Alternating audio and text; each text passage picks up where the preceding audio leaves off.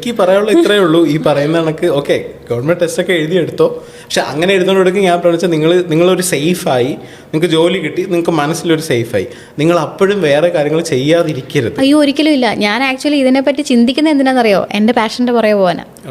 മനസ്സിലായി. അല്ലാതെ അതിലൊതുങ്ങി ഞാൻ എന്നിട്ട് അമ്മയോട് പറയാം, അമ്മ നീ ഗവൺമെൻറ് ജോലി കിട്ടിയിട്ട് ഡെഫിനറ്റ്ലി ഐ ടേക്ക് ലീവ്. ഞാൻ അപ്പോൾ ലീവ് എടുക്കും. പിന്നെ എൻ്റെ ഇഷ്ടങ്ങൾക്കുള്ള ലൈഫായിരിക്കും.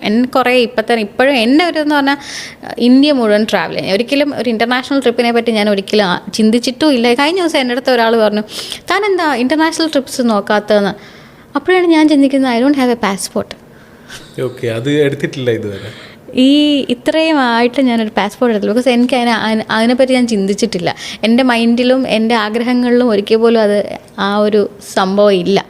എൻ്റെ ഇഷ്ടങ്ങൾ ഇന്ത്യ കാണുക, ഇന്ത്യ അറിയുക, അതാണ് ശരിക്കും. ഞാനിപ്പോൾ പൈസ ഉണ്ടാക്കുന്നത് എന്തിനാണെന്ന് ചോദിച്ചാൽ ഐ വാണ്ട് ടു ട്രാവൽ. അടിപൊളിയാണ്.